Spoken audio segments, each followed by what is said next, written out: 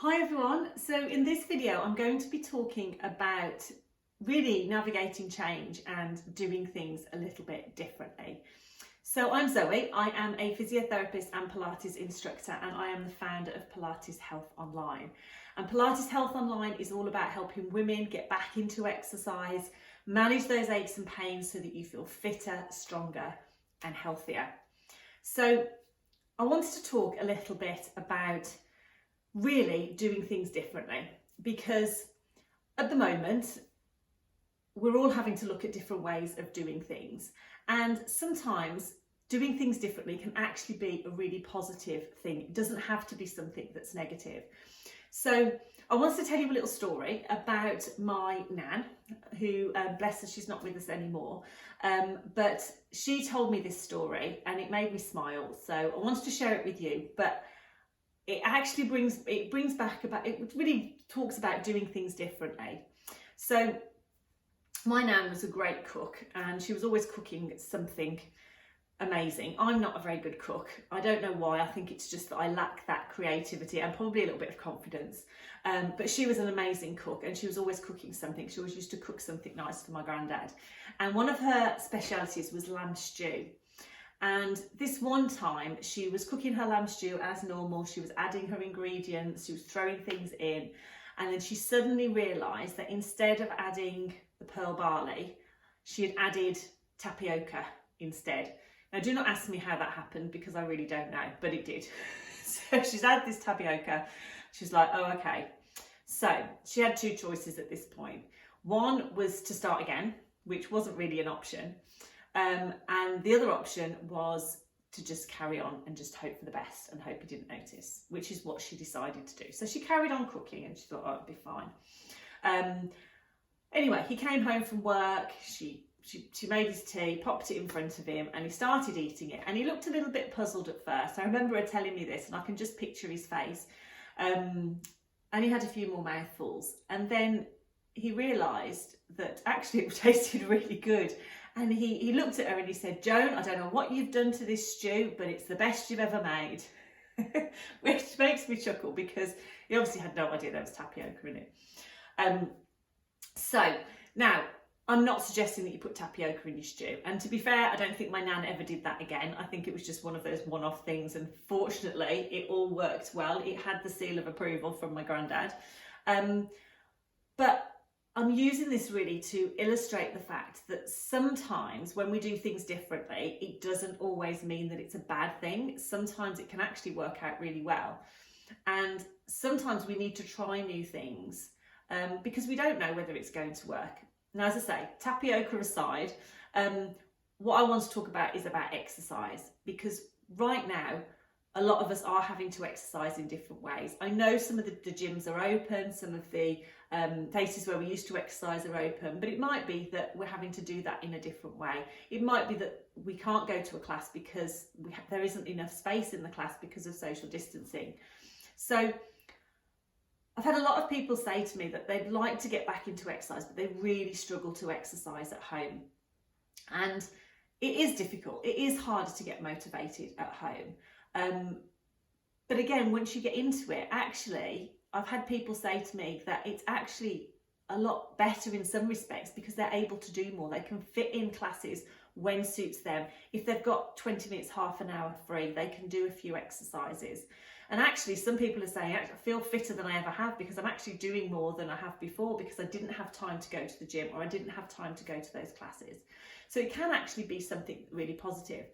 But I have got 3 top tips that will help you when you are trying to think about this.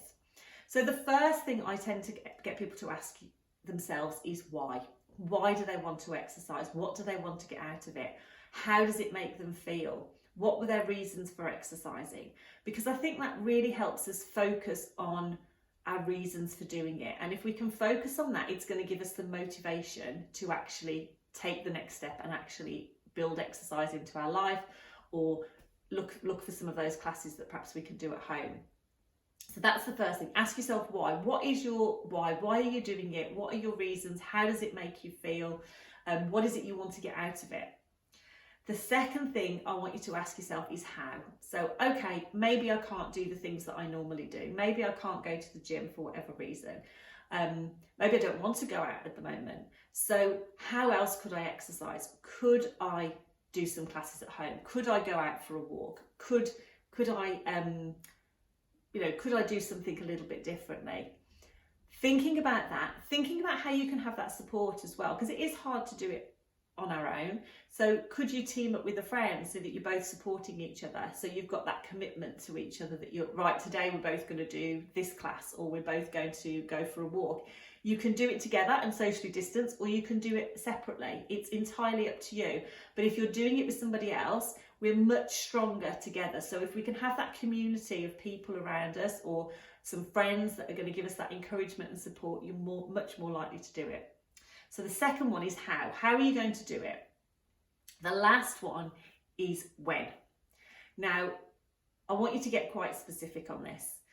I recommend that you do this once a week. So you think, look at the week ahead, look at what you have got planned, look at how you could build exercise into that week, and then think, right, when am I going to do it? When do I like to exercise? Do I prefer the evening? Do I prefer the morning? What's going to work for me with my weekly routine? What's going on this week, and how could I fit it in? And then get really specific. So mark it in your diary, mark it as a non-negotiable. And sometimes I say to people, if you have got into a routine before all this of going to the gym at say 7 o'clock on a Monday, use that as your exercise time. So just because you're at home doesn't mean you can't say, right, Mondays at 7 o'clock is the time I'm going to exercise. Doesn't matter what else is going on, that's what I'm going to do. So you do have to be a little bit more disciplined, because you're not physically going to somewhere that is going to do the class. You're going to have to perhaps do it at home. So yes, it does take a little bit more discipline, but if you can get into that routine, then really it's no different. So I want to encourage you, if you're thinking about, right, I'm not going to exercise right now, but I'll wait a couple of months. Don't wait. Look at the ways that you can do things a little bit differently. Look at how you can build exercise into your life in a different way. Change doesn't have to be negative. It can be actually really positive. And actually you might find that it was something that you really, really enjoy doing and that you feel the benefits. So ask yourself why you want to do it. Why is it important to you? Why have you exercised in the past? Why do you want to get back into exercise? Write it down as well, because there's something about jotting it down that's really powerful. The second thing is ask yourself how. Okay, I can't do it this way. How could I do it? How could I do it differently? How can I get that support and encouragement? And then the third thing is ask yourself when. When am I going to fit this in? Get yourself into a routine. Do it a week at a time, because if you plan too far ahead, life happens, things change. So a week at a time is usually a good sort of marker. But if you did have that regular time when you used to exercise, then have that as your time. Pretend you're going out to a class, pretend you're going out to the gym, and have that blocked off as your non-negotiable exercise time. So I hope that is helpful. Please let me know, drop a comment below this video. If you've enjoyed this video, please share it so we can reach as many people as possible. And I look forward to seeing you in another video really soon.